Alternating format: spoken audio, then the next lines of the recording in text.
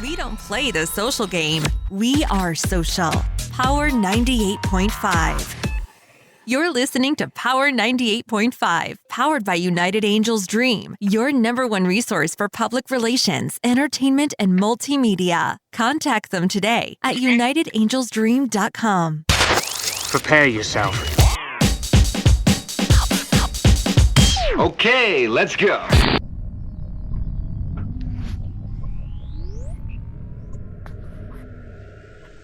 Hi, this is Dan Aykroyd.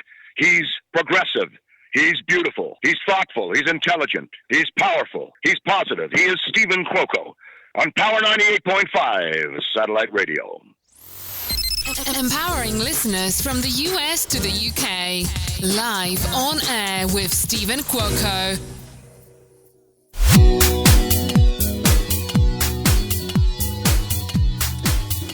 We're rolling it out.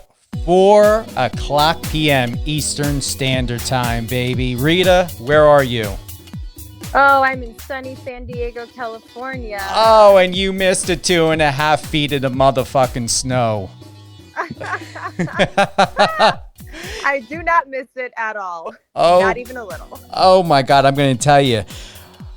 We talk about neighbors. We had snow blowers going. I borrowed my neighbor Kelly's snow blower. I mean, thank God. But I'm going to tell you, I used every single muscle in the body. And what I'm really happy about is I feel like my ass was lifted up about 5 inches with all the squatting I did while picking up that freaking snow. And let me tell you, that snow was heavy because we had freezing rain and then ice mixed in with it. So. Oh my God. Yeah, I was brutal. putting the squats to work, baby.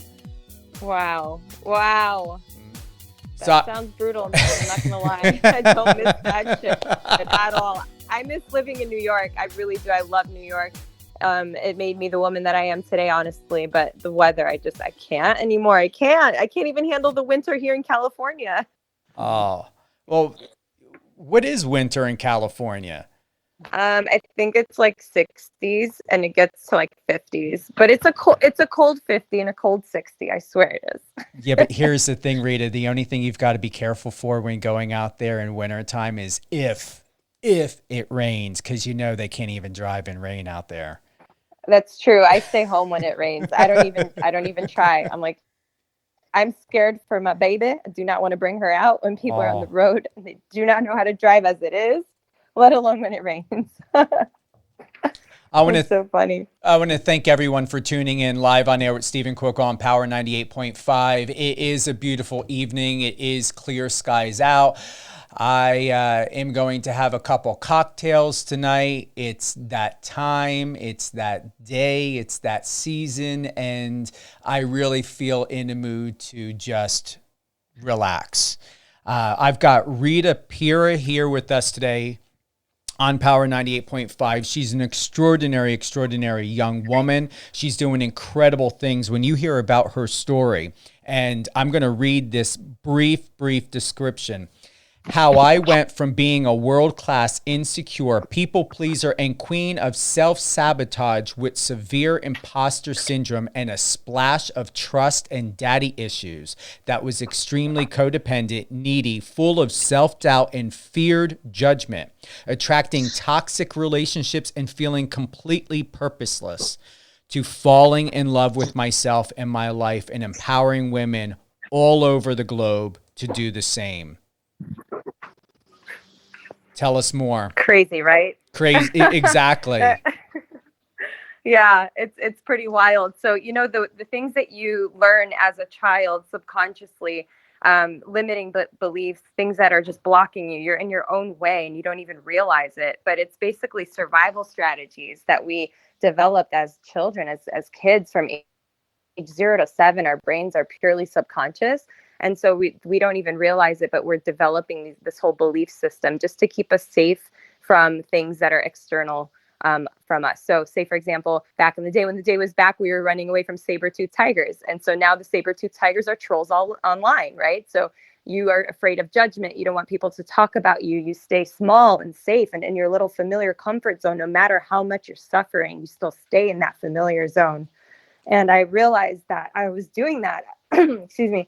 So I pulled myself out of this toxic relationship recently. And this is, I think, what really pulled me into the state of being in love with myself and in my life, because I forced myself to be alone and I was thriving alone. And I read a lot of books. I did a lot of meditating. I just had this whole experience of this dark night of the soul, if you've ever heard of that. But yeah, I don't even know where to start with this, but it's just, we all have it. We all have it. And I see my friend Nando just came in. He is like the king of imposter syndrome. And we do a room together on Clubhouse about it. And it is seriously like something that we deal with regularly. It does not go away. So let's start here. Mm-hmm. And you just highlighted it. To those who have not heard of it, and I'm going to tell you, Rita, many people don't know what it means, I believe may not have heard of it. Working in the mental health field many years ago, describe to us exactly, what does severe imposter syndrome mean? Yeah, great question. So what I feel that it means is that when you are feeling like a fraud, when you are feeling inspired to do something, you're like, I want to be an actor, actress, or I want to become a doctor, or I want to become a motivational speaker, author, whatever aspirations, whatever things are like tugging at your heart that you want to become or do with your life. And then you start to feel this like negative voice in the background that becomes louder and louder and louder and talks you out of things and tells you you're not good enough, you're not smart enough, you're not worthy. Who are you to do this? You don't have the credentials. You need to go to school. You need to do this. You need to do that. And it gives you this sense of feeling like an imposter, feeling like a fraud. And that, I believe, is imposter syndrome pretty much in a nutshell. And I heard somebody say something recently that really stuck. It was that imposters don't feel imposter syndrome. So that, if you think about it, is like, oh, so then I'm not an imposter because I'm feeling imposter syndrome. And it's just my own self-doubt creeping in. Interesting. Where did it begin for you? When did you realize that these feelings and thoughts of self-doubt, fear, and judgment, was it at a young age? How has your relationships been with other people due to these certain circumstances you were facing? Yeah, that's a great question. So ever since I was a kid, really, I was always a people pleaser. I was always just wanting everyone to like me and doing everything that I could possibly do to take care of the people around me. It's deeply rooted in my culture. As an Assyrian woman, I am a nurturer. I'm a caregiver. I put other people first. And I witnessed my mom do this my entire life, where she was just putting everybody before her. And I believe women in general, we typically do that, and we put ourselves last. We fill everyone else's cup before our own. And just the fact that we feel like we have to do that to earn love, to be worthy of love, that is where it gets toxic. And that is where we end up suffering. And was that carried into, because you did share earlier in your statement a reference of daddy issues, how were your relationships with men or with people in general? Was it just men that the daddy issues tend to affect or infect, or was it across the board with anyone?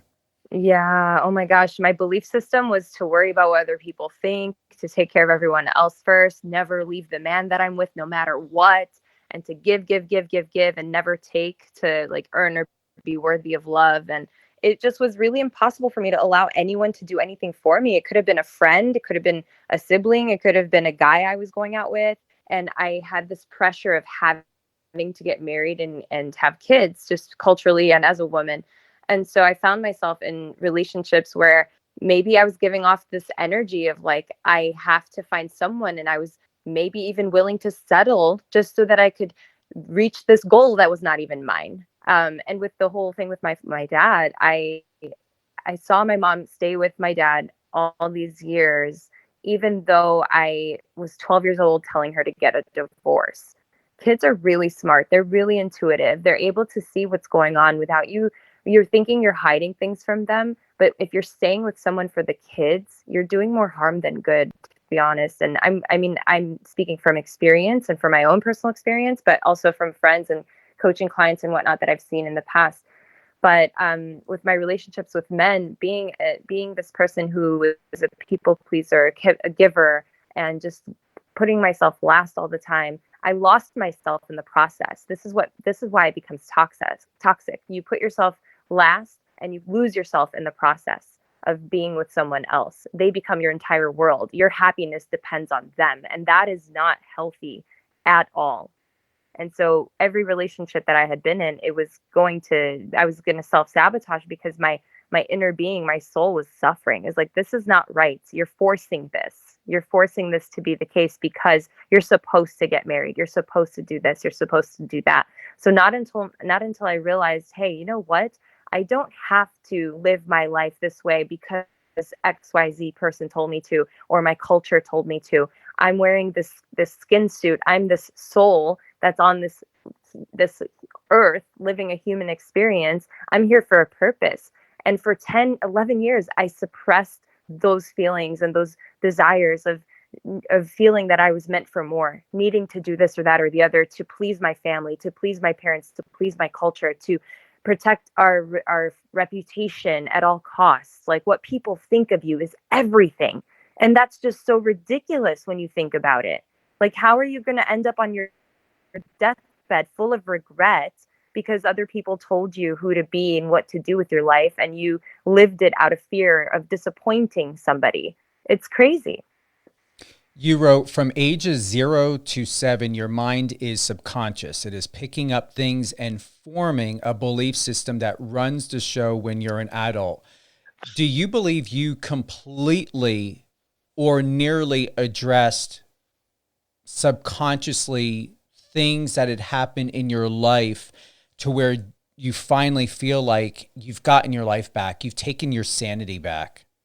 Yeah, definitely. And I'm sure there's way more to learn and uncover as I'm, going through this life. I'm never done learning, but I definitely feel that I've healed quite a few of the major things that blocked me, because when you read my little intro there in the beginning, I'm no longer any of those things. Do they creep up from time and time again? Yes, absolutely. But I'm able now because I have the tools, right? And I've recognized the whole thing is becoming self-aware of them. So as long as you're aware of these thoughts that creep in and what's going on, and you're paying attention to how you're potentially feeling about them and reacting, then you're able to talk yourself off the ledge and not go that path, not go that route.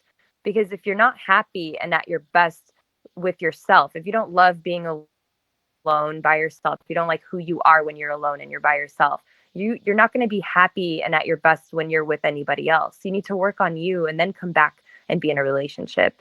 Because if you're not in a place where you're in love with life or in love with yourself, you're living in anger, you're living in hostility and judgment and fear, you're drawing that into your life experience. And the thing is that you want to be able to identify what your values are and align with those things. So like everything that you want in life, be that person, become that, and you'll attract that into your life. Because emotions and really are energy and motion. So if energy is attracting what's coming into your life, your feelings are essentially attracting and creating your life. And feelings come from thoughts, and thoughts create beliefs. So beliefs are just thoughts on repeat. No, exactly. Mm-hmm. And with that, did you ever get married? No. And I almost did. I could have been married 5 times by now. Really? I was like, no, I swear, I was like runaway bride. Every single time I got close, I ran for the hills. I was like, wow. No. This doesn't feel right. This is not meant for me.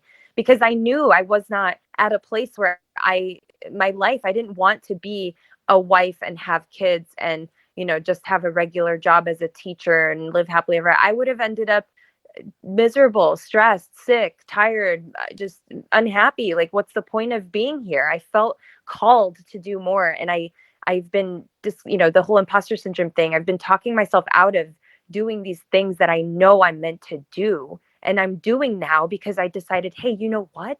I'm here for these reasons. I'm going to see them through because I don't want to end up on my deathbed full of regret for not doing what I always have been feeling called to do. It's just this voice in your head that keeps telling you, hey, remember this idea you had?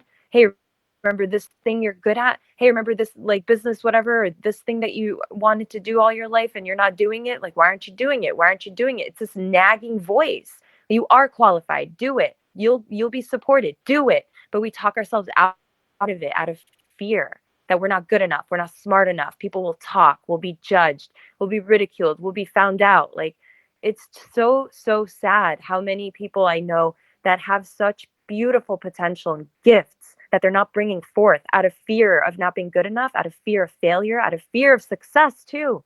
Our fears, our subconscious fears keep us stuck just because we'd rather stay in the familiar, in the suffering. We stay in the suffering instead of pushing ourselves to something new, because the thing is that we feel fear and retreat. But instead of feeling the fear of the unknown and being scared and staying stuck, be excited about the possibility of less suffering in your life and your purpose and your passion and greater, amazing, magical things on the other side. What would be the number one theme that continues to play over and over again with your clients that are absolute strangers, most likely may have never met each other before? What would be the common theme, once again, that you tend to witness and experience and talk about and discuss with your clients over and over and over again? Yeah, it's always coming back to the feeling of not being worthy, not being smart enough, not being good enough, that imposter syndrome, and just fear of judgment and what people will think, and disappointing family and culture and doing what we're supposed to do, what we were conditioned to believe is right. That's coming up almost every time with every client of mine, and friends, family, everyone. Yeah. You wrote in 2019, I wanted to become a life coach after I took Gabby Bernstein's Spirit Junkie Masterclass and realized how much I had healed and been through.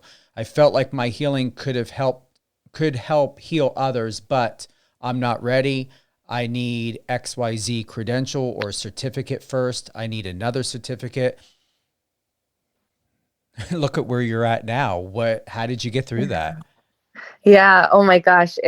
I remember that so vividly. And if I had started back then, I don't know where I would be right now. Right. That's the crazy thing is, you don't want to have another 5 years or 10 years pass and you go, okay, I'll start now.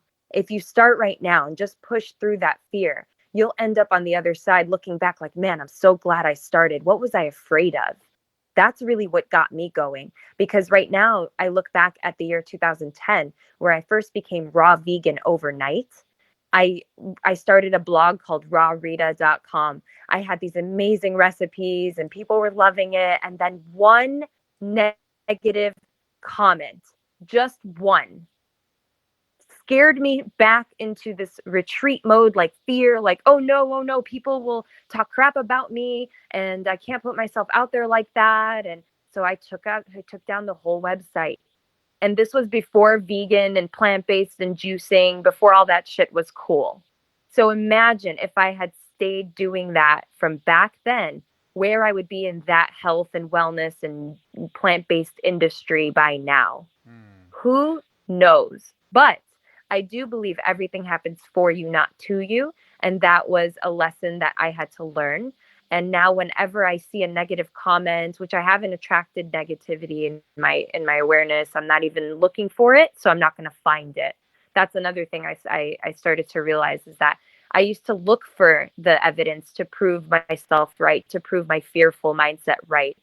So I'd walk into a room and I'd expect the women to hate me, to judge me, to send me negative energy. And now I walk into a room and I expect and blast love at everybody who's coming my way, who's in the room, and they feel my love. They feel my energy. They feel that I'm a good-hearted person. I mean well, and I am just full of love and joy and want the best for everybody. So I'm sending that energy out versus the fearful energy and assuming and expecting negative things. So Where was I saying before that? I don't even know. I go off on tangents. No, hey, it's working. Listen. And with that, I want to thank everyone for tuning in live on air with Stephen Cuoco on Power 98.5. We have an incredible young woman, Rita Pira. She is helping women and people across the board within their lives, helping them to get through the struggles of identity crisis, stress, areas of life, all the way to where, to read this, one woman that I met one day at a bar recognized me from a mutual friend's Instagram, and she shared a little about her situation. She was with a really toxic guy for 10 years that was mentally, emotionally, and physically abusive. He even hit on me in front of her. Our mutual friend told me, don't bother, she will never leave him. How many times do people really believe, especially in this day and age, Rita, people are so conditioned to believe that someone who, like this woman, believed that her self-worth would never get out of this situation. And you continue by saying that you felt a calling to help her. What happened in that situation? And do you know where that woman is at today? Yeah. Oh my gosh. I'm so glad you brought this up. This is seriously one of the transformative moments of my life when I realized I truly am able to help people, help women especially, transform their lives in one day with me. And this was not the first time. So it gave me that validation that, like, Rita, you have something that inspires people. You can do this. You are meant for this. The way that I connect with people, that's how I felt. Like I was called, I was pulled, I was drawn to helping her. I didn't have to, but I did. So what ended up happening was I invited her to come stay with me just to get away from this guy for a day. I literally met her at the bar. I didn't know her, but we had mutual friends that were there, and she recognized me from a friend's Instagram. So she said, okay, let's do it. I'd love that. Thank you.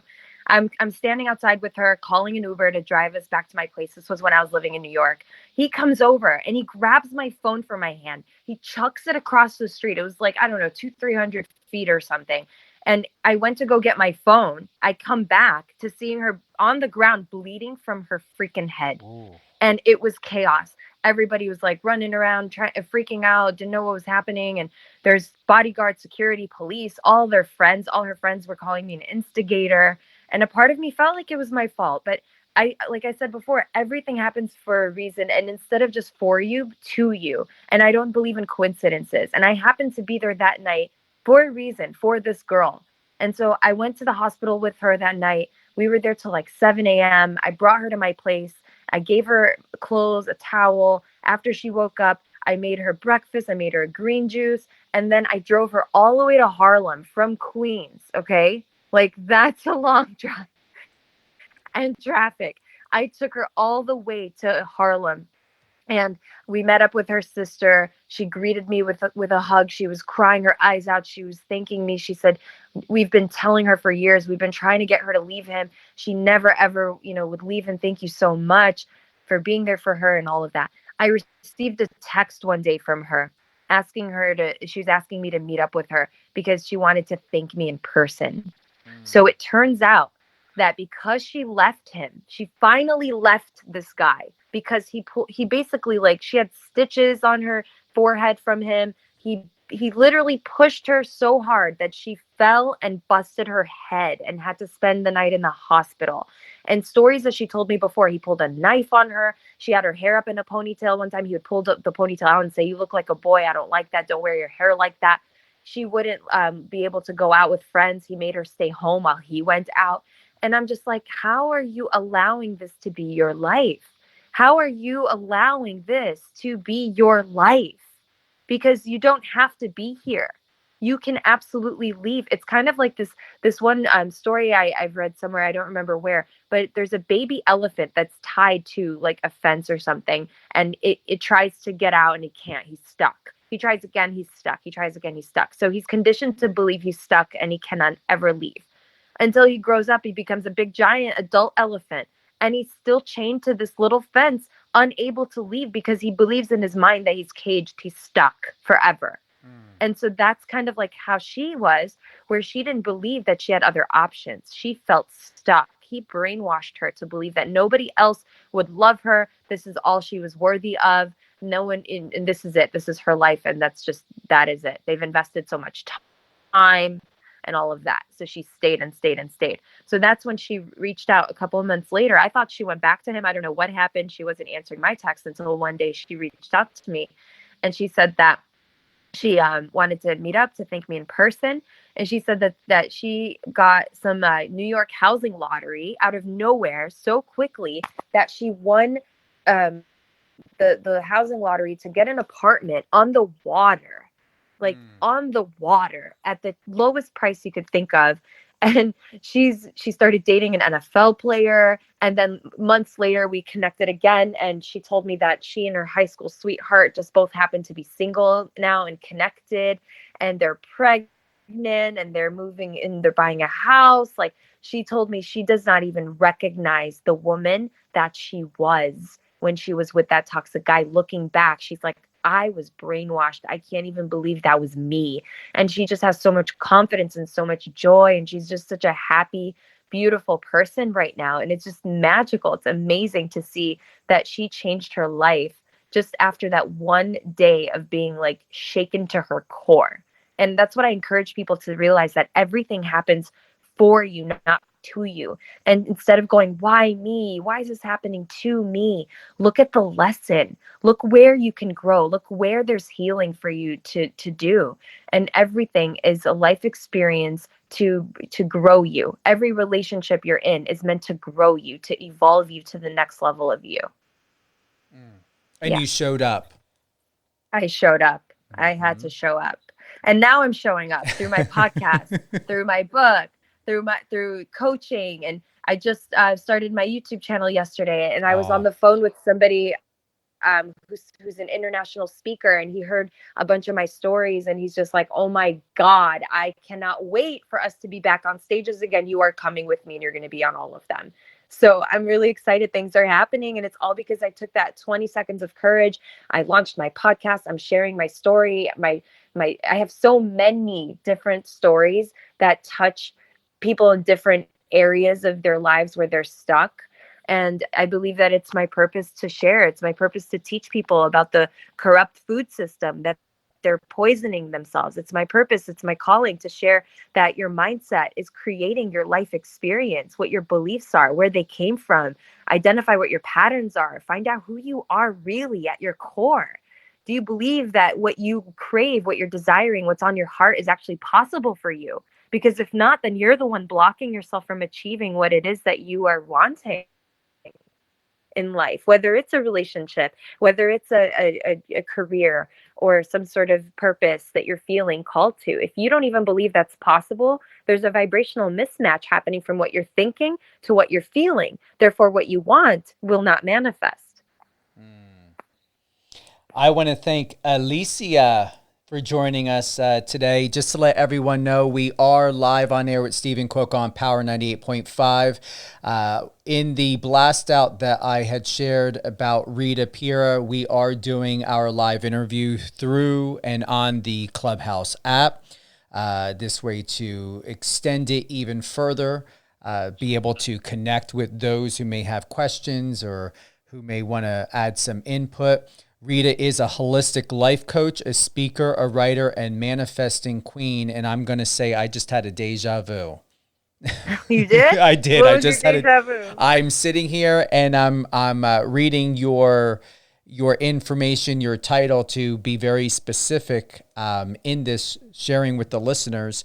And it just came through that, I did this before. So I just got a sign from God in the universe that I'm right where I'm meant to be, and what I'm doing is what I'm supposed to be doing in this moment with you.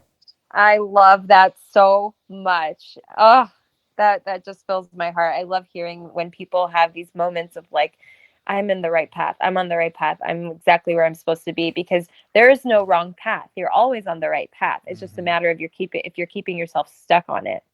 And it's really funny. I did a random reel the other day on Instagram, and all I did was smack the phone and go, "Hey, you, stop doing shit you hate."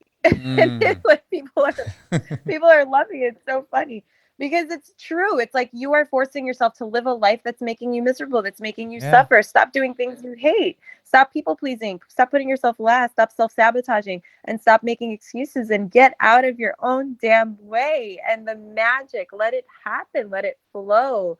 There's so much waiting for you on the other side of your comfort zone. And that is the thing that I preach, I think, more than anything, is just to get people to take action, take this baby step. Like, for example, when I was living in Chicago and I was working in a cubicle, I felt like, this is not, I'm not happy. Like, who's really happy in a freaking cubicle? Tell me, who is, right? Like, come on.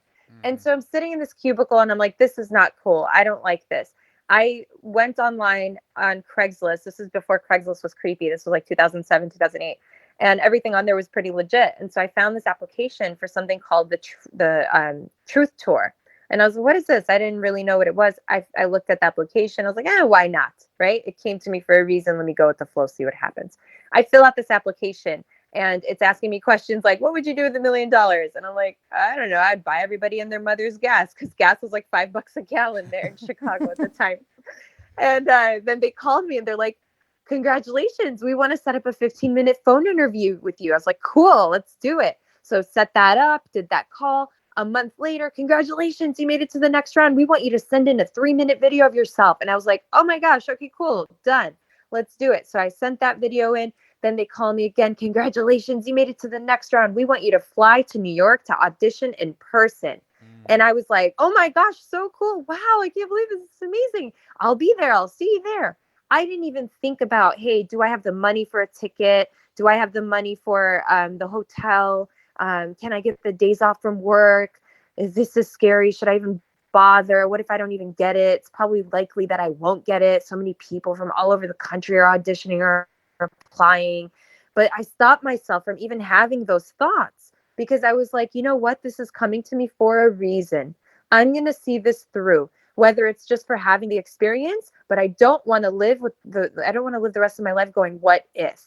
Right. So I went straight to my boss's office. I said, hey, hi. So I have this like audition in New York that I need to go to. So I need these 3 days off, please. Thank you very much. She was like, yeah, no, that's not happening.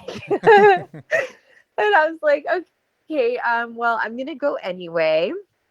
And if I come back to not having a job, then so be it. But I am not going to live the rest of my life wondering what if. I just cannot go through this life wondering what if. And that's the thing that pushed me more than anything could have pushed me, I think.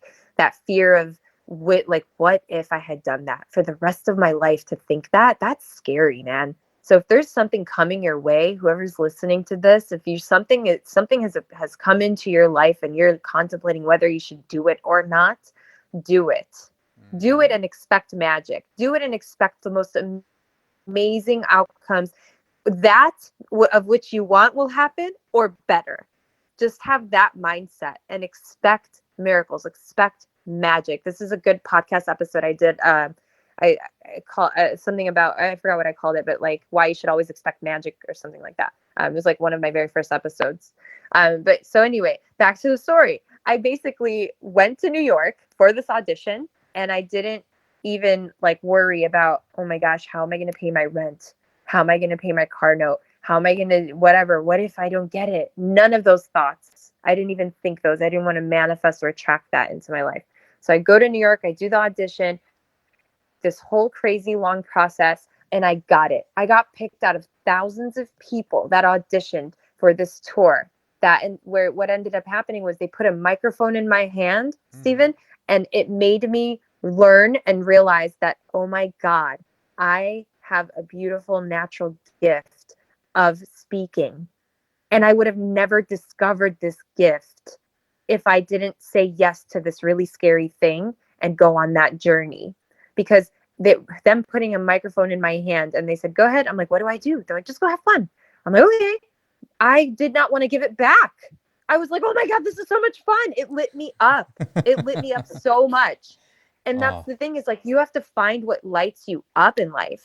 You have to figure out what it is that lights you up and do that thing. That is your purpose. That is why you're here. We're not here to suffer. We're here to thrive. We're here to live. We're here to unfold. We're here to experience this thing called life. Not get married, have kids, have a job that makes us miserable, cook and clean and work out and then go to sleep. Like what? There's more. You're meant for more. What is that more for you? Figure that out. Exactly. Figure that out. That's what life is about. Because after me doing this tour, I went back to Chicago. I'm unpacking my suitcase, and a part of me is dying. Every little shirt I pulled out, because all I wear is crop tops. Every little shirt I pulled out, I'm dying a little bit, Steven. I'm like, how am I going to go back to normal life now after I got a taste of magic? Because I was living like a goddamn rock star. I was like, oh my God. I was hanging out with freaking Katy Perry, Gym Class Heroes, Cobra Starship, like 100 other bands. I woke up in a different city every single day instead of waking up in a freaking cubicle for 9 hours. Like my life transformed from one scary decision that your average person would have been like, I guess I can't go to this audition because my boss said no. It's crazy. It is. And you reminded me, a friend of mine in the mental health field, she used to say to me, the moment you have doubt is the moment you made a decision. The only thing that's happening is that your emotional state of mind is just wanting to know, are you going to physically do it and take action or not?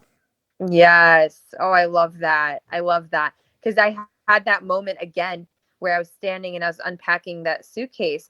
And I thought to myself, God, how do I go back to normal life? Like, how do I do this? And I had this intuitive idea, like, to go and travel, do something else. And somebody called me right away. And they were like, from tour, this guy was like, hey, we're going to Vegas. We're doing a show. You want to come? And my intuition automatically was like, yup, yes, absolutely. Let's go. Let's do this. Where are we going? When? Tell me all the details.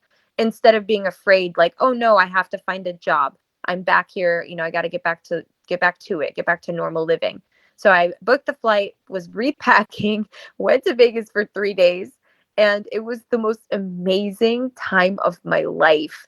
And the last day, my third day, standing in front of the MGM Grand, suitcase in hand, ready to go back home, I felt myself dying a little bit inside again. Steven was like, no, stay, Rita, stay. You don't have to go back to Chicago. And I was like, who said that? Who said that? Where'd that come from? And it was like my intuition telling me, hey, you don't have to do anything that you think you have to do. Exactly. You don't have to go back, right? Like you don't have to go back because that's the right thing to do. The right thing based on whose terms, who told you who to be, who told you how to live. This is your life. The people that are talking crap about you, they're looking at you and they're probably envying you in some respect because you are living a life that they don't have the courage to. Exactly. Or they have some unfulfilled calling, right, that they're not seeing through. And so as I'm standing in front of the MGM Grand and I'm telling myself, oh my God, I don't have to go back. And I'm like, palm trees, pool party. Oh my God, this is amazing. Great weather. Why would I go back to Chicago? Why would I do that to myself? You know what? I'm staying. And then for a second, I was like, no. I need to go back. I need to get a job. I need to go back to living normal life. My mom's going to kill me. And, you know, because of my cultural whatever, it's like she's hiding. She's like covering for me because people are, where's Rita? Where's Rita? You know? And so even when I moved out and lived on my own or lived with a guy, it was all like, oh, where's Rita? Oh, she's, you know, she lives by herself. If I lived with a guy, she lives by herself. Like my mom was always ashamed of the way I was living my life because it wasn't based on the way that she was raised or the way that she believed was right and the way that our culture, our society and whatnot believes is right. You know, and so I'm standing there in front of the MGM Grand having this crisis moment. And I was like, I'm going to trust my intuition. I'm just going to stay and see what happens. What is the worst that could happen? Mm-hmm. Oh, you don't know anyone here. You don't have the money. You don't have the place to stay. Like all these fears creep in. But I'm like, nope. Trusting that initial intuitive thought. I'm staying. So I turn around. I go to the MGM, the lobby.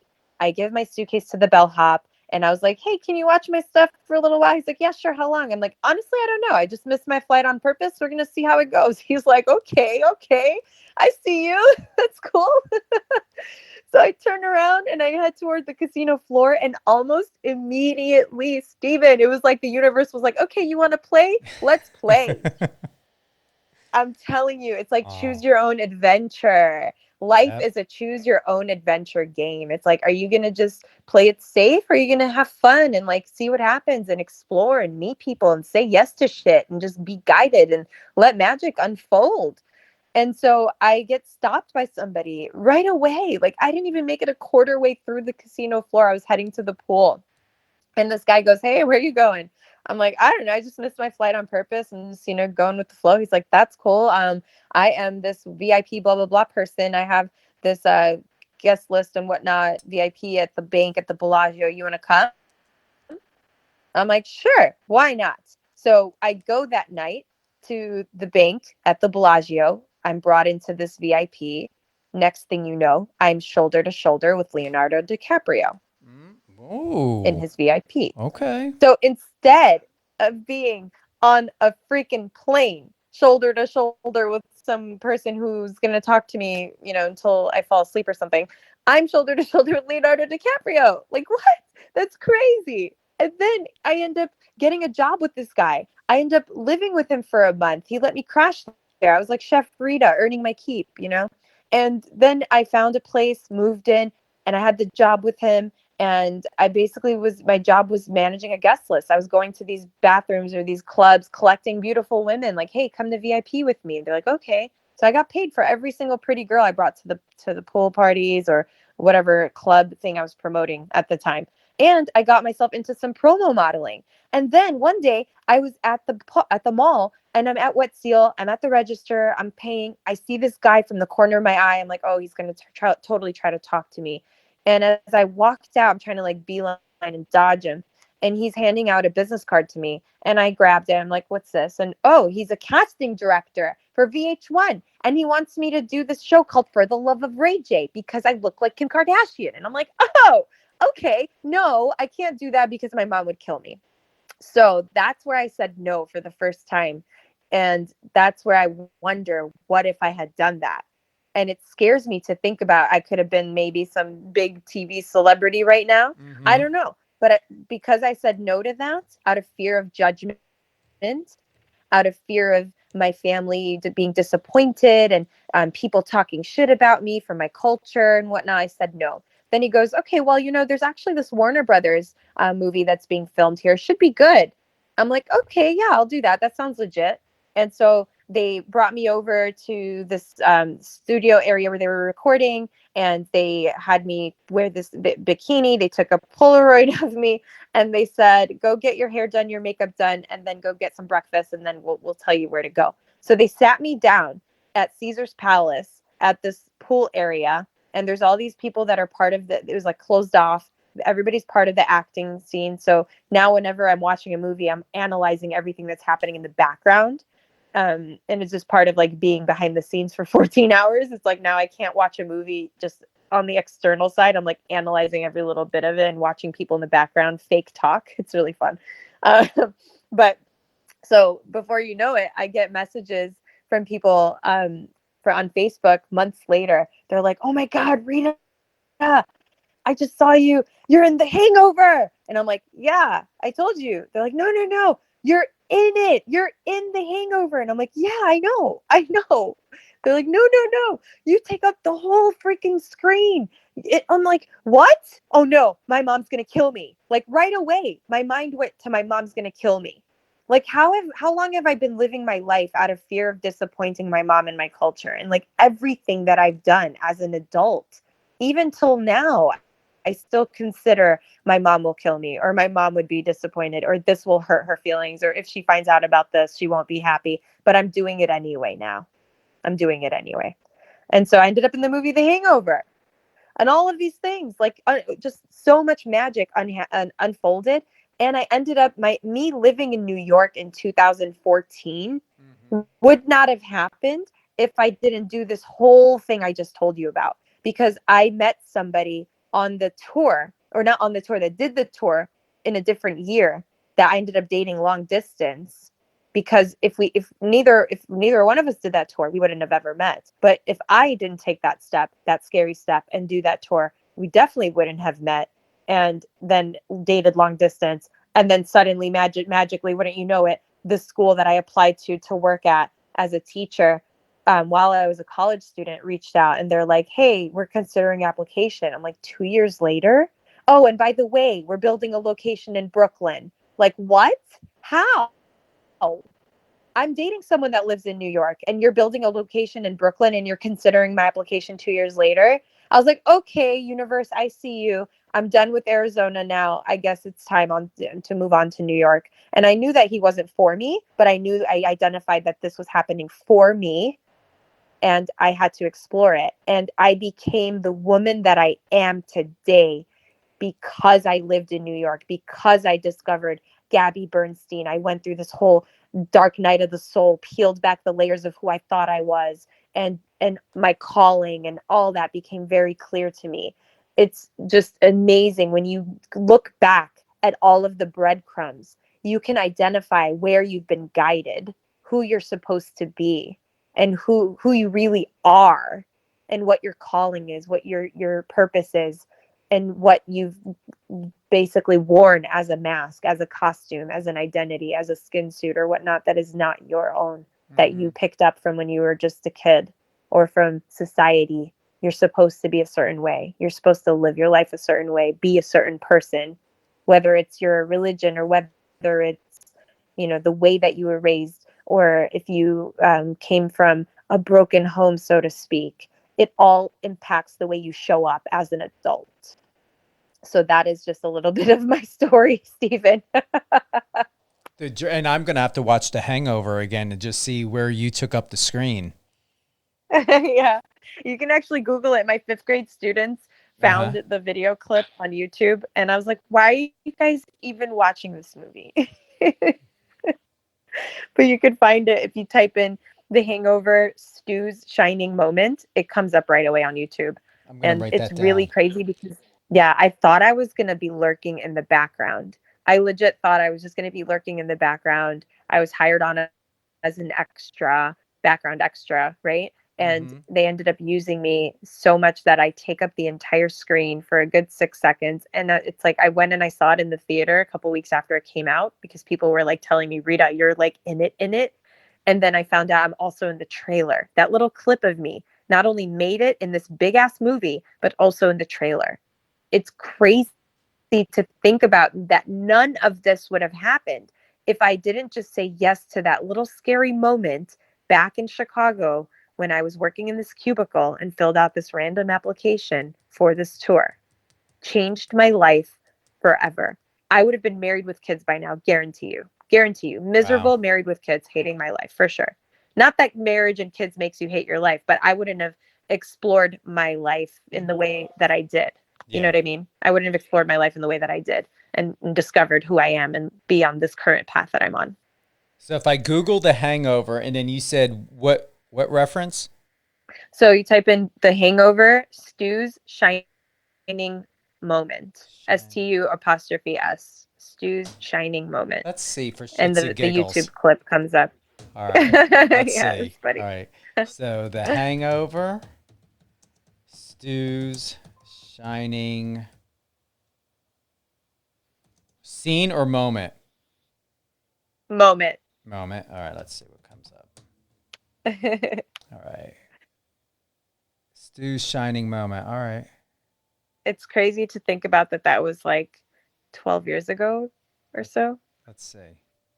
When was that? 2008, 9.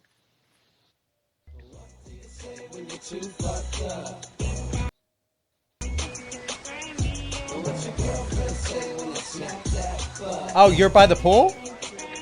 Yeah. That was you? All right, I saw it. That was, yeah. Isn't that crazy? Oh, hold on. I got to go back to that. Hold on.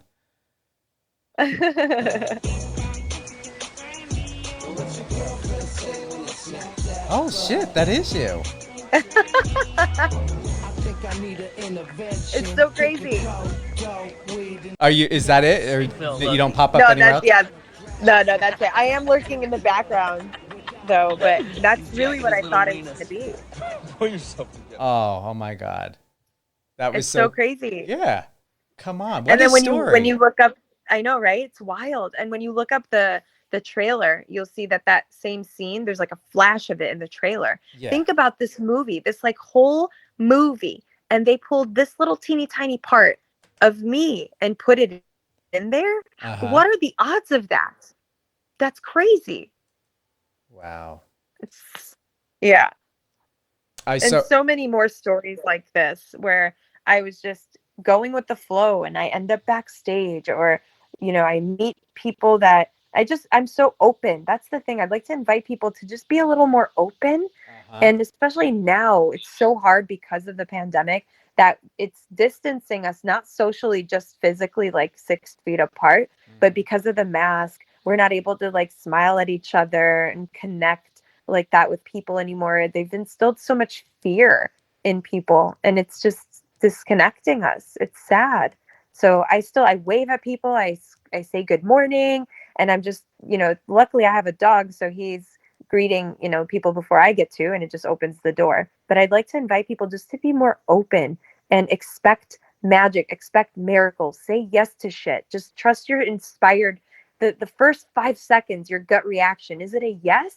Go for it. Do it. Don't talk yourself out of it. And if you talk yourself out of it, talk yourself back into it. I really like that quote. I really like that quote. Say it again. So if you're feeling in the first 5 seconds, it's a yes. Don't talk yourself out of it. And if you do talk yourself out of it, talk yourself back into it, because it was a yes for a reason. That was your inspired thought, your intuition, your inner being is like, yes, yes, yes, that's the direction you're supposed to go in. Do it, do it, do it. And then you talk yourself out of it. So talk yourself back into it and do it anyway, and expect magic, expect miracles. I can remember and recall moments like that. Yeah. Really? Tell me about one. Oh, I believe it was moving back to the East Coast full time. I was living in Vegas for 3.5 years, and I just knew that it was, God just gave me a sign that it was time to leave. And I'm glad I did, because I actually didn't question it, but I was thinking it was the yes, but then I'm like, where would I live? Do I really want to be back there again? Like, I didn't overly question it, but it was just that scenario to where I knew I needed to do it. I knew I wanted to do it. It was a yes moment. But the only thing I thought of was like, where am I going to live? Because right. I come from the country. So I'm thinking, no bullshit. I was thinking, oh God. And I literally was talking to the Lord. I was like, please, I don't want a rental that's got paneling still or something, like, can I please find a place that's like up to date? Because I'm country where I come from.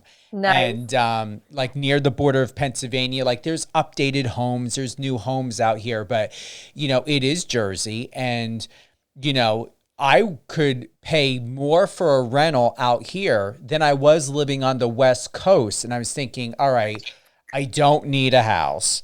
There's no condos where I'm at. So, I would like not a large house. So I am back in a home, in a 1,500 square foot home.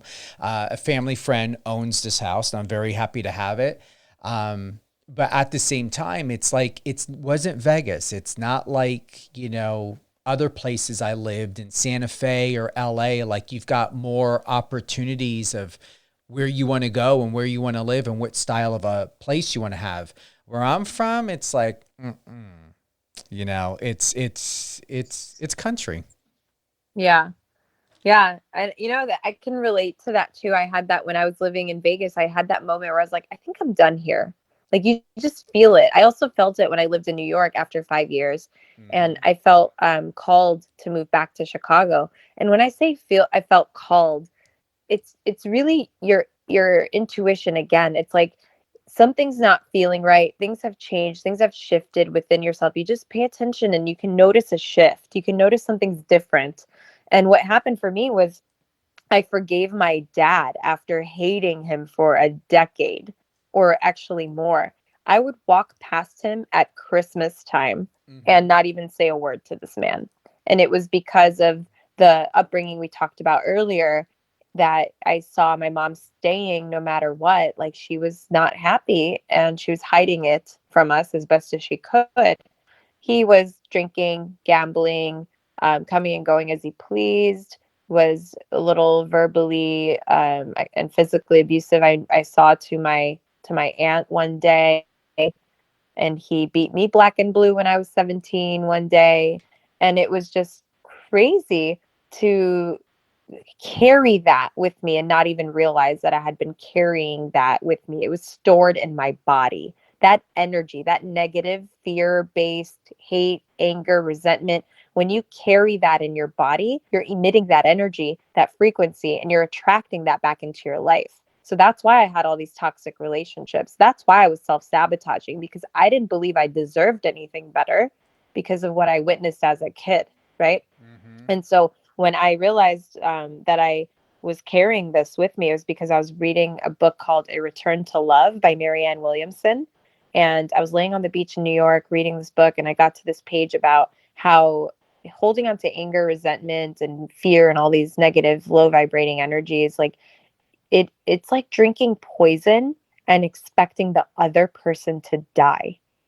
And that hit so hard, Stephen. I was like, holy shit.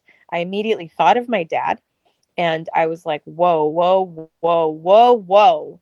I need to let this go. I need to let this go now, right? Because I'm literally killing myself. And he probably doesn't even think twice about it in a day. Who knows? And so then this other part she mentioned is having empathy for your parents, for where they came from. You don't know what their childhood was like. You don't know what their upbringing was like, what demons they have, what dreams and hopes that they have carried with them all these years that didn't come into fruition. They feel disappointed. They feel like, who knows? Who knows what they feel? You don't know what they went through. You don't know what they grew up with and what belief system they have programmed in them. And so what she said was to have empathy and to understand that they are doing the best that they know how. And that's it. He was doing the best he knew how.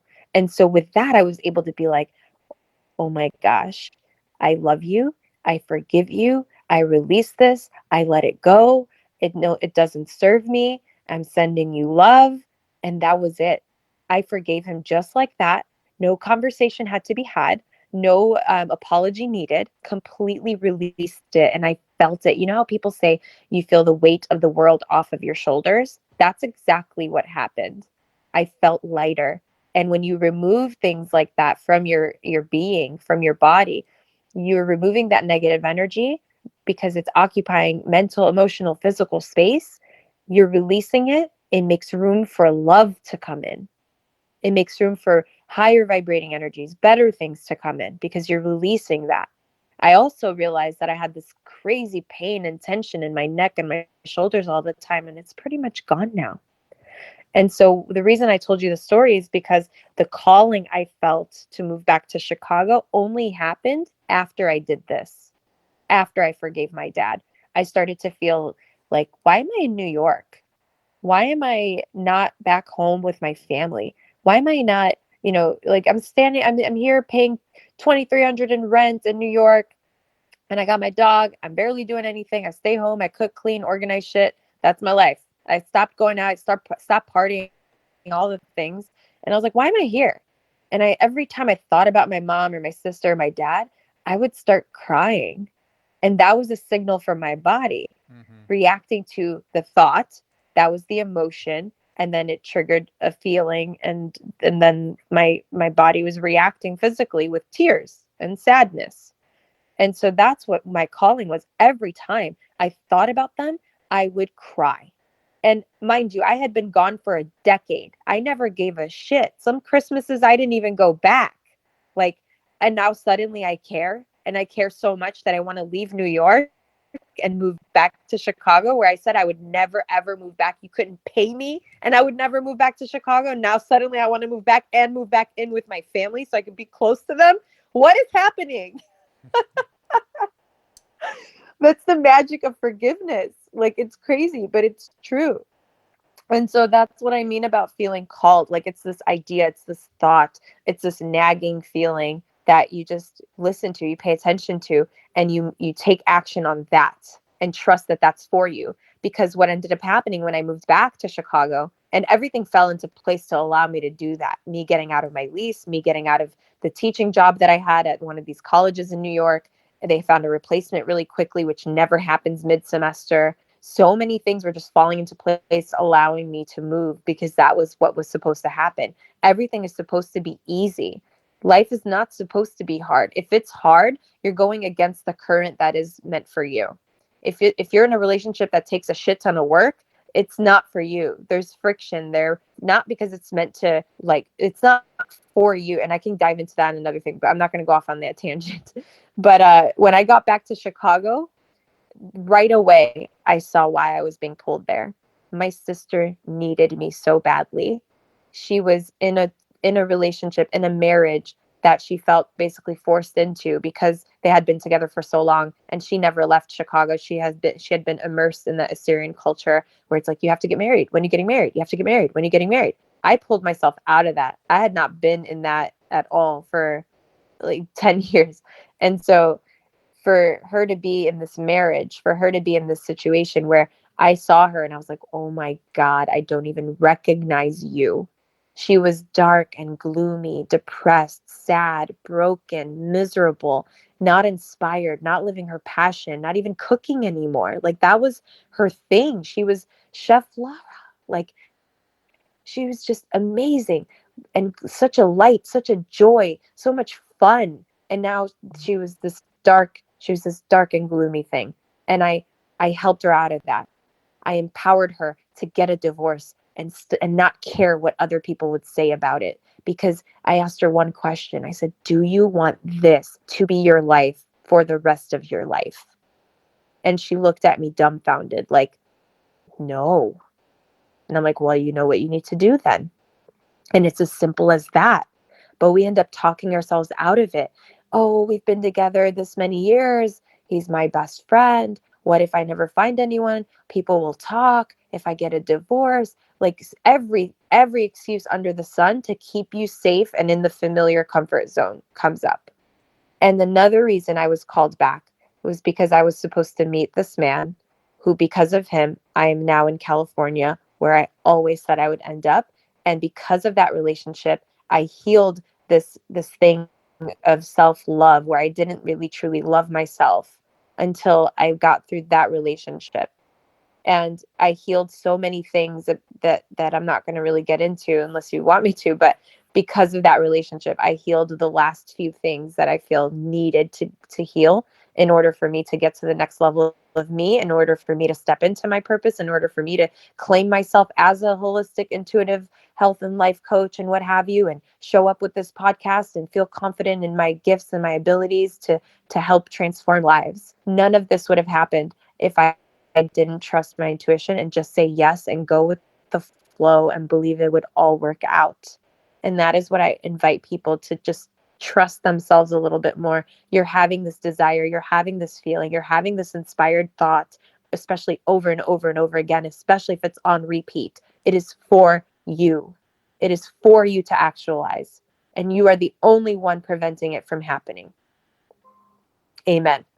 Amen. You reminded me a lot. And honestly, to answer your question, the same thing with you is what brought me back to the East Coast. And, I always put success and money first. I always believed my parents were going to be there. And when my mom was killed on her way to work, this guy, he had a moment. He blacked out. He had diabetes, really, really bad. And he hit the driver's side. He was coming in the opposite direction, hit the driver's side part of the car. And when I had seen the photos, because it was all over the news, I had asked the detectives, I said, how did my mom's car end up there and this guy's car ended up here? He said the way it ricocheted and bounced, because they ended up both on the same side of the road, I just couldn't understand it. But the way that he described it, and what really hit me, and why one of the strongest things I know, to add into it being back here is, I always believed I was going to have all the time in the world to see my mom, to see my dad. And, the universe brought me back here to rekindle that relationship with my dad, to have an eye-opening, awakened moment, to realize that I needed to take a break, that it was more than just success and fame and everything else that I was doing in the entertainment industry. I just was a machine. Working in public relations, I was a machine to everyone else and for everyone. I was a machine for myself, building my own career. And so I get it. And what's amazing is how you and I are aligned, and with the way you expressed and being absolutely transparent, Rita, is our lives are very similar. And everything of what you described is, I went through just an alternate scenario, same situation, just circumstances being slightly different. So I get it.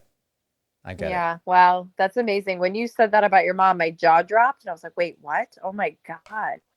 Yeah. And I love that you realized that, and you paid attention to your intuition and all. This is the thing that people avoid because of fear.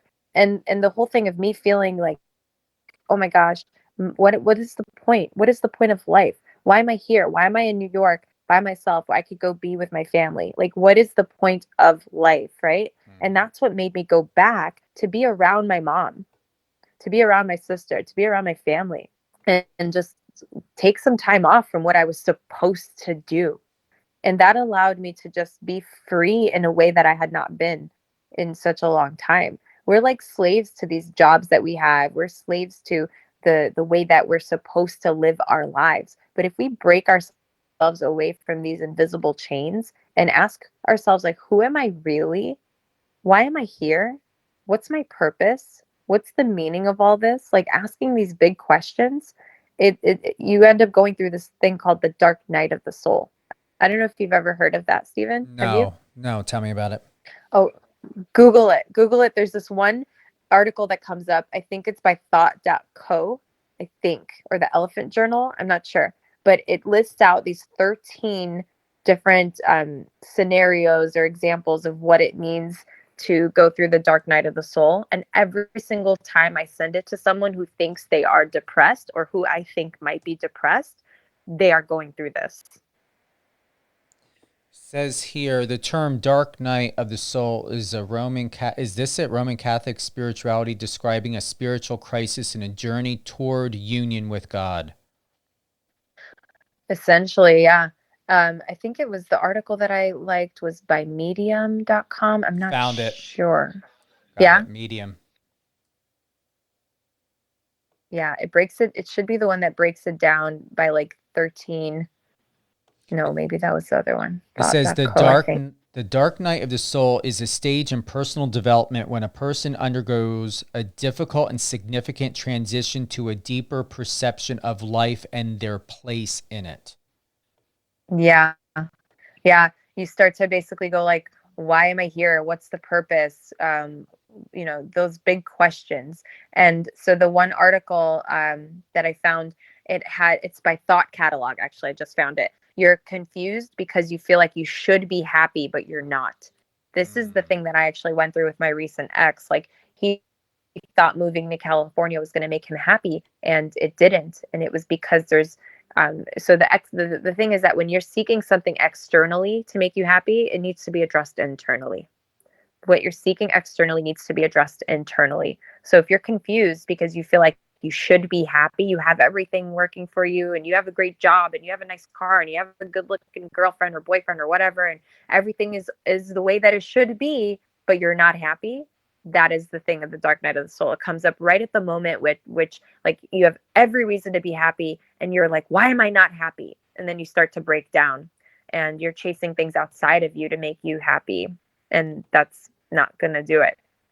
And then another thing is about feeling stuck or lost or confused. Because for me, I was like, what's my purpose? What's my calling? What am I supposed to do? I'm good at this, that, and the other. But how do I turn that into, or how is that my purpose? I'm not good enough for that. And that imposter syndrome creeps up. I didn't know how to, you basically like lose the old you and you're stepping into the new you, but then you're kind of lost in this little middle gray area where you're not completely detached from your old self and you're not fully stepped into your new self. So you feel like stuck or lost and you don't know how to move forward. Things just change. You feel like you no longer, the things that mattered before, and I think COVID did this for a lot of people, the things that mattered so much before don't seem to matter as much anymore. And you don't care if people like you. You don't try to impress anyone. And you just start to rethink what like success really means to you. And it's not identified by what you have anymore. And you get in tune with your inner child and you discover what things made you the way you are.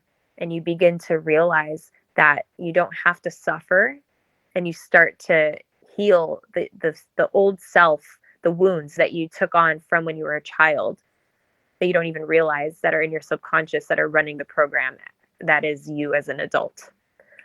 So that's just a couple of things about it. But I went through that. I was crying my eyes out for, 2-3 weeks straight, every single day. Couldn't get me out of bed, miserable, was seeing a therapist. I didn't know what was wrong. I had a good job. I had a nice apartment. I had a nice car, everything. I was living in New York. I had a cute dog. Like I was dating. It was fun. But why was I not happy?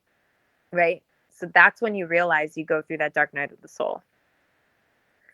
When you have everything. I found the thought catalog one, and your sleeping habits, number 13, your sleeping habits are irregular, you're hungrier than usual or not hungry at all.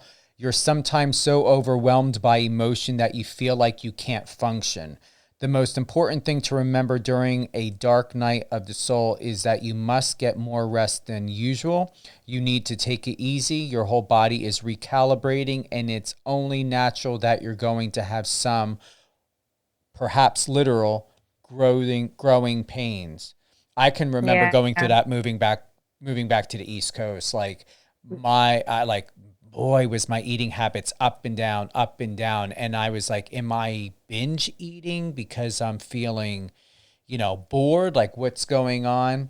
Then when I went to the doctor and had my blood work done, everything was perfect, but my cholesterol, and I'm like, how the hell could it end up over 200? It's like, I'm only 156 pounds, Wow. But one of the other things that stand out really impressive is number 7. And as you were sharing, I read it twice.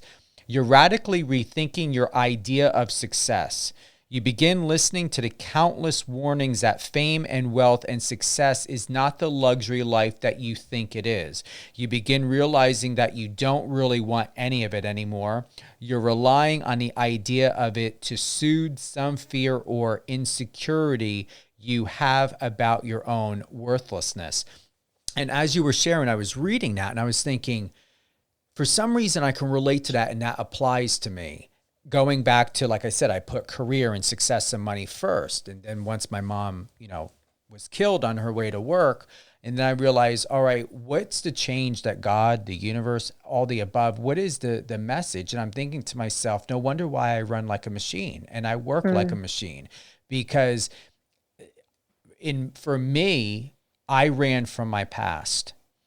And because I ran from my past, or more specifically, my biological family, and that past, I was adopted, and I always felt that I needed to be responsible, to be a great representation for the family that took me in, who believed in me and loved me and felt that I was worth being loved.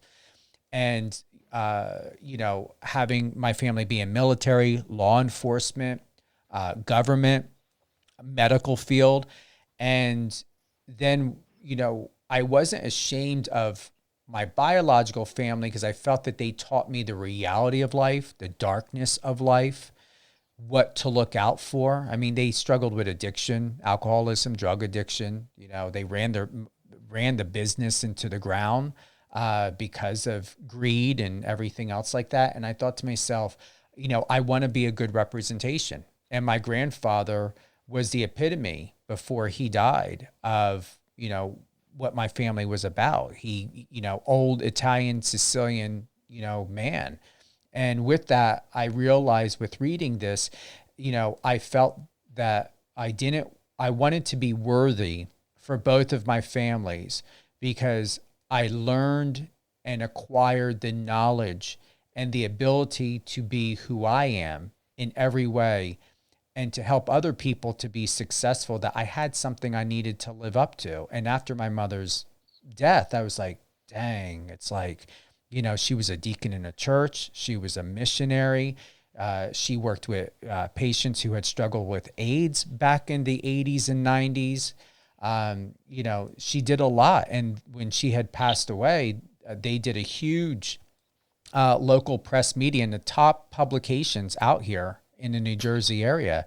And I just really realized, and I'm really glad you brought that up, Rita, and I'm going to read this and go through it more extensively later on this weekend. And just with that, how many times do people, everyone in this world deals with the aspect and the potential emotional and mental, things and ideas and thoughts of worthlessness. Because if you look at what everyone does, it all is around the realm of worthlessness. Even what you see on LinkedIn, people who are doing drop shipping and money. Like, I've never, ever in my life had witness to where I turn on television, I go on Instagram, I go on Triller, I go on TikTok. Everything is a marketing scheme, scam, idea, whether it's legit or not. It's like everything is surrounded by money. And I don't see talent. I work in the field of film and reality television and music, and it's like I don't see talent anymore. It's just sell, consume, and buy. And it's like really, really perplexing. And I'm going to let you take the mic. It's just really perplexing to see that everything is a fucking selling business. And the number one question I have is, do you know who your clients are? Do you care to know who you're selling to? Do you want to know who you're selling to so you can build relationships, strong, great relationships, so they can come back to because they trust you and what you're offering? And people don't fucking care for the most part. Am I making sense? Yeah, totally. I agree. It has definitely shifted. It's changed so much. People are just consuming and losing themselves in the process. And they're not being, I don't know. It's interesting. I've noticed that too. I'm glad you brought that up. I feel that as well. I'm like, and with the way that technology has, blown up and people are forced now to stay home and they're online more and more, and people are stepping into online businesses, so I think that's really what pushed it in that direction. But I agree, there's just this lack of how'd you put it, talent, The just lack everyone of just showing trying to people's sell. talent, or creativity. Yeah. It's almost like you've got to go to Netflix or you need to turn on pay TV to watch something entertaining, because for me, working in the entertainment industry, I don't see creative talent as much online as I used to. Yeah. And the whole thing of I'm not worthy, that's a limiting belief that people have. Like they tell themselves, oh, you're not enough, you're not worthy, you don't deserve it. And just, it's kind of like, even maybe you're not smart enough, and who do you think you are? You're not good enough for this. You don't deserve this or that person or this or that job. We all have this voice. It's kind of like this gremlin or something in our minds that's telling us these illogical messages, is based on our past, like we talked about earlier. And it just blocks you, and it makes you live a life that you think you're supposed to live, but also blocks you from the life that you dream of living. And so I wonder if all these people are going with what you're saying. They're just moving in that direction because they think that's what they're supposed to do, right? It is. I'm going to have to say it is, because, there are people who are looking for answers. They're trying to get out of pain. They're trying to find great resourcing to help themselves, their children, their families. So if something seems to be worthwhile to invest in, take very little risk, maybe no money, very little money, they're going to try it. They're going to do it. But there's a lack of responsibility in the messaging that I'm finding. And when I come across something to when a business or a person or a company is like, pay me or pay for this service, there's no guarantees in life, but before doing that, prove to me why. And there really is a lack of substantial proof of what these business successes really mean, because you don't really get to see their bank account. You don't get to see or know, are they really in debt? How much have they borrowed? How much have they invested? Where are they going and recycling maybe some of these resources and assets into it? It's just to show, ooh, look quick at this. And it's never the time. We all know this. It's never the time to take advantage of someone innocently. But even more now, I'm going to tell you, it is deplorable of the lack of consideration people are having for others during this stressful time. Yeah, it's really sad. And that's the thing is I circle, or in my circle, if you will, I surround myself with people that are being of service, that truly care about making the world a better place than they, came into it, like leaving it better than it was, or in some way helping people in some way. So that's the energy that I try to stay in. And it's crazy because I don't watch the news. I have no idea what's going on at all. And I'm in this little happy bubble. And some would argue that that's irresponsible, or I don't know. But for me, it keeps me happy. It keeps me feeling joy. It just has me living my life more on purpose than reactive to what's happening in the world. That is part of this whole, trying to get me to think a certain way or live a certain way, or I don't know. I want to thank everyone for joining. Rita Pira, holistic life coach, speaker, writer, and manifesting queen, and one gorgeous, gorgeous young lady who's actually a sophisticated, stunning woman. Aww. Live on air with Stephen Cook on Power 98.5. I want to thank you to everyone for tuning in on the Power 98.5 satellite radio app, and she's going to say something because it happens every time I say it, on Alexa. We are now on radio.com. Very, very happy to be on air. I always say radio.com is the tune in, the Sirius XM of radio. But you always can start at home first, downloading the Power 98.5 satellite radio app, iOS or Android, adding it in your Alexa skill. You can go to www.power985.com. Live 24/7 music, news, and all things awesome, in my opinion. That's directed to 100% content, really no bullshit of commercial advertising. And Rita, we're going to have you back on live on the show. I really like doing this through Clubhouse, be able to give opportunity where and when need be. When someone wants to tune in and listen, add in. Definitely want to see about getting or having any questions brought in on Clubhouse of anyone that comes into the room. I know that this is a shock to a lot of people. A live radio show, satellite radio on Clubhouse. Yeah. And I'm the type that believes in doing something different and breaking up the minutia. And there are some great rooms on here, but I rather make it media and publicity because I am public relations and media. So whenever and wherever, I like to help give voice to, just as what Rita has done today for everyone.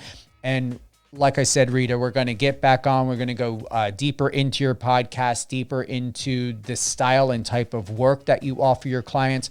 But what I would like to do is to just get a little bit of a plug in. So if someone wants to work with you, what do you recommend? Because I know you have one-on-one coaching, you do have memberships, you do have Refine Your Life Academy group coaching. What is the common I would say approach, or more specifically, what would be the best approach for someone who would want to connect with you and work with you? Thank you so much. It's been so much fun talking with you, and I'm excited to come back. And yes, if anyone is interested in connecting with me, you can find me on all social media platforms through Instagram, Clubhouse, TikTok, all the things. They're all the same, at Raw Vegan Rita. And then you can go to my website. It's just ritapira.com. And there is a coaching application there if you're interested. I also have my podcast, Trading Raw Stories. So I would say start there. If you liked what you heard today, there are more stories like that. And also guests that are coming on that are sharing their journeys. People that have lived quite the life and are proving that you can achieve whatever it is that you think about, that you allow imposter syndrome to get in the way. But if you go to my Instagram at Raw Vegan Rita, there's a link there in my bio. You'll find all the things and just click on whatever speaks to you. And who would be the ideal client? Anyone going through anything, or what stands out the most to you? Just so that someone, when they know, like, what would be the key note or idea to know when you are ready to work with you? Yeah, that's a great question. So if you're feeling like you have some limiting beliefs blocking you, you get in your own way, you might be self-sabotaging or feeling this imposter syndrome, or you're not sure what your purpose is, what your calling is, and you have things that you're good at and you want to figure out how to package them and sell them and create a business out of them. Or if you need help with your health, or you're feeling like you want to try the plant-based world or do a juicing cleanse or something like that, or just have more fun in life and understand that you are here not to suffer, but to turn your passions and your purpose into your calling and into profit. And I can help you with redefining your life. And that's the program that I have called Redefine Your Life Academy. So love it. Like I said, Rita, let's plan on, if not this month, I know I've got some travel to Los Angeles. Supposed to be doing my friend JT Hassel from the New York Jets going to do a live interview with him. He just came out with a book, and working with the guys at Sanava Photography, going to do a nice media campaign spread for the article and for his interview with me on Power 98.5. And so with that, I definitely awesome. Thank you. You should invite me. I live like 2 hours away. I'll come drive down. And do you really? Yeah. No bullshit. I was supposed to, or at least we're planning for the weekend of the 27th.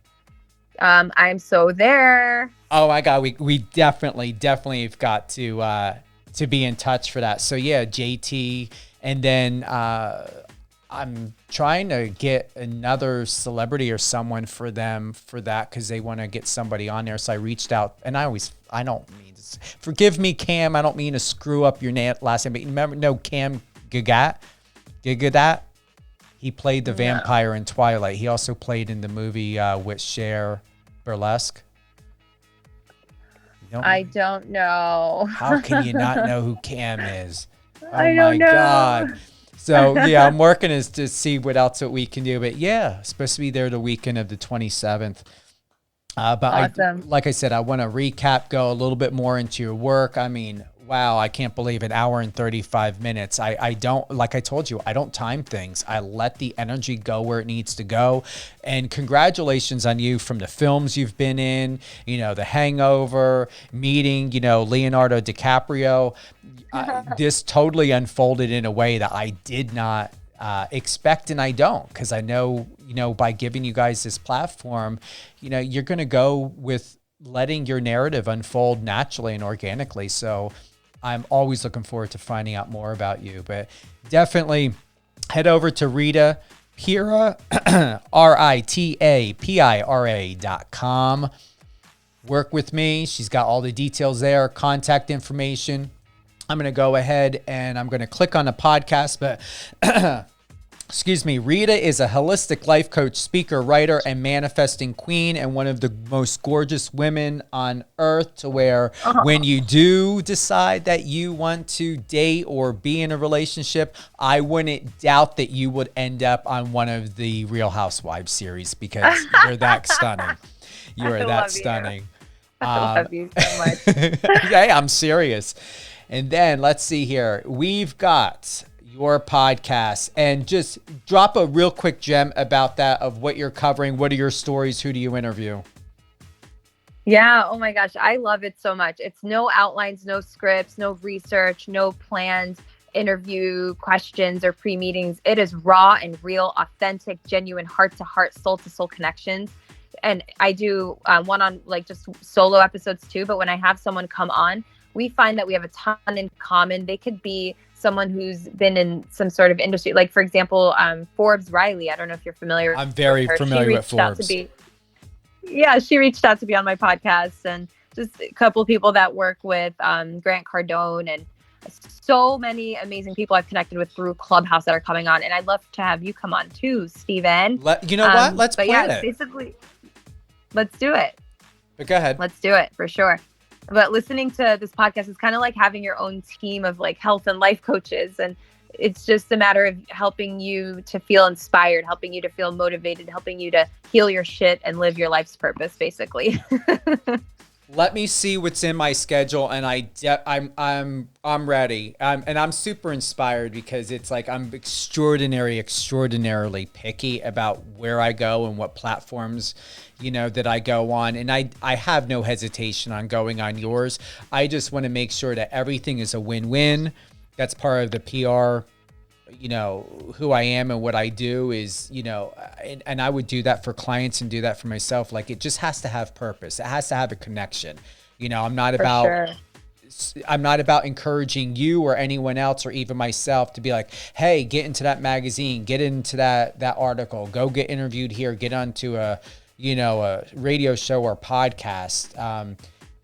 It's not authentic enough for me. And I believe that you deserve more respect. Look at how we came to this for, getting you on radio, doing this live. And isn't it interesting to do this through Clubhouse? And this is your first time.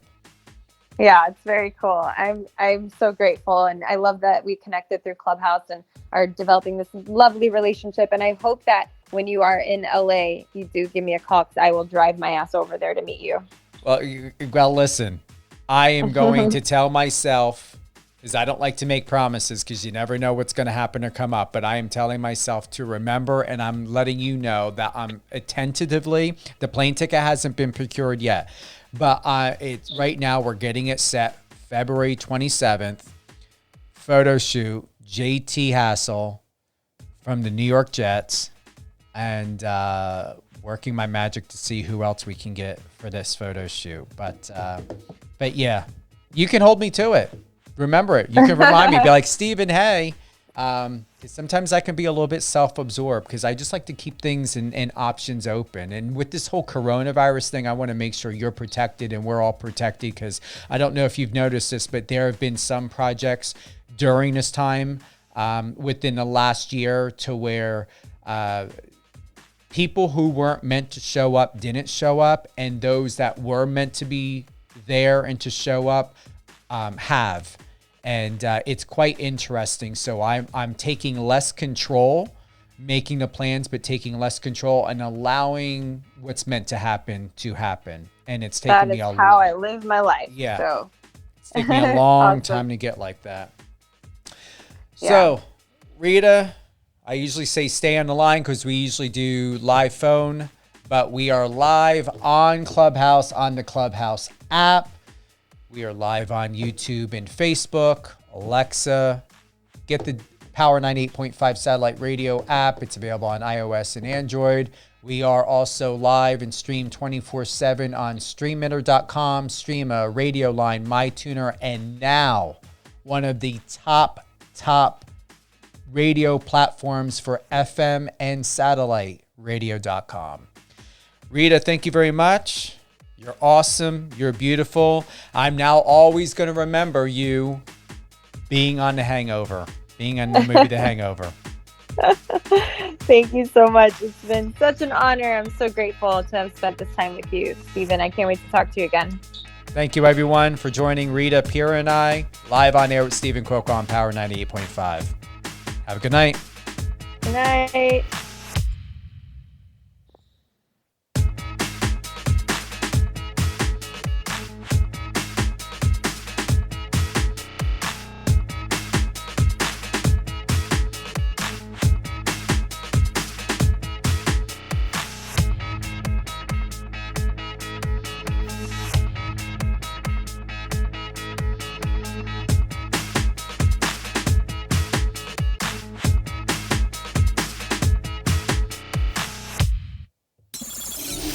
us on your socials and let's connect.